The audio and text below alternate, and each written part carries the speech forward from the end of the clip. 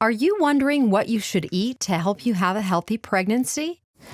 Well, in the very beginning, I had a lot of food questions. Or what kind of exercise you should do? I do a lot of walking. I have a prenatal yoga video, but I haven't opened it yet. And what about weight gain? I'm not really sure on how much is a proper weight gain. This video will help to answer those questions.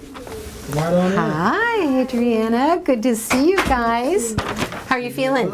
Adriana Zuniga Hall is due to deliver her second baby this week. She was already carrying extra weight when she got pregnant. And like many women, she's gained more than the recommended amount. 27-pound weight gain so far this pregnancy. So how much weight should you gain during your pregnancy? It depends on where you start. First, you need to know your body mass index, or BMI. You can get this number yourself by entering your height and weight into a BMI calculator on the internet, or you can ask your provider for help.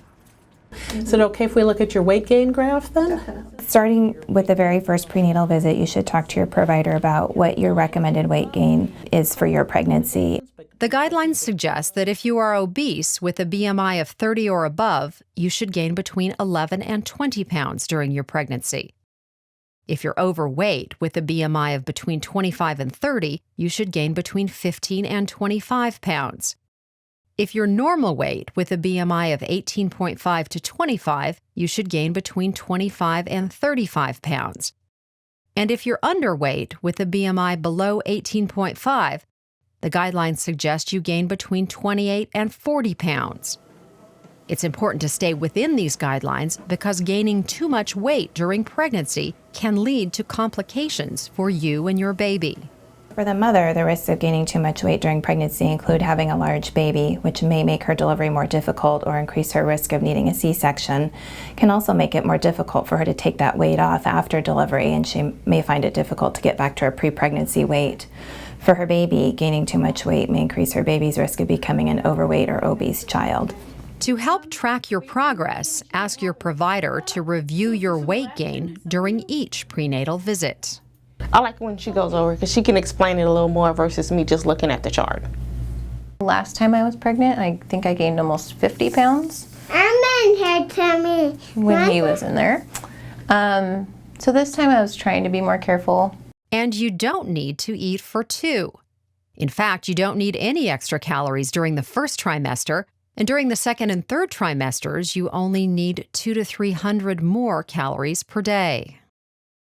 It can be this little amount, like a banana with 2 tablespoons of peanut butter, or a little carton of yogurt with some granola and fruits, or maybe a half cup of hummus with some veggie sticks and a few olives. Protein, fiber, and fats are all going to be more filling foods. It's a good idea if you can include some of those foods at every meal and every snack too. So the protein-rich foods are the nuts, seeds, beans, eggs, dairy products like cheese, cottage cheese, yogurt, and then fish, meat, seafoods. The fiber-rich foods are all your plant foods. So those include beans, nuts, seeds, your vegetables, your fruit, and then whole grains too. And then fat, we're gonna find those in oils, the avocado, butter, mayonnaise, and then some of those other foods I already mentioned too, like nuts, seeds, and then even dark chocolate. The best way to get all the nutrients you need is to fill half your plate with vegetables and fruit. Include plenty of leafy greens and a variety of colors. Fill a quarter of your plate with a protein-rich food like salmon, and another quarter with a starch like corn on the cob. Another option for a healthy meal might be chicken with brown rice and broccoli.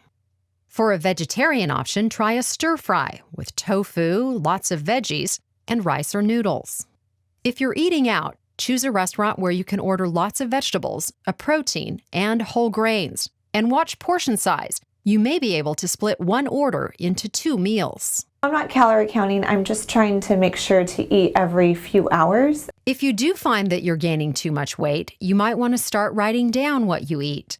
A Kaiser Permanente study finds that food diaries help people manage their weight more successfully. Also think about avoiding extras from sweetened drinks like juice, soda, coffee drinks, fried foods, and desserts. And then stay hydrated. Water, decaffeinated tea, and decaffeinated coffee all work. And be mindful of how you eat. It's best to sit down at the table and to avoid distractions like TV and computers. And start each day with breakfast. Some healthy options include old-fashioned oatmeal with fruit and nuts, or scrambled eggs with spinach and whole grain toast. And while eating healthy is important during pregnancy, it's also important to exercise. The recommendations for exercise during pregnancy are the same as for women who aren't pregnant, which means you should exercise for 30 minutes a day most days of the week. Some good examples of exercise during pregnancy are walking, swimming, and riding a stationary bike. You should try to avoid activities where you have a high risk of falling or trauma. During her pregnancy, Adriana had a hard time exercising. I have sciatica that comes when I get pregnant, so it's hard to walk for a long period of time, or just walking certain times can be painful. Now that her son is a few weeks old, the pain has subsided, and Adriana is back to her routine of walking, trying to lose the extra weight she gained during her pregnancy. We hope this video has answered many of your questions about having a healthy pregnancy. But be sure to ask your provider about how this advice might apply to you.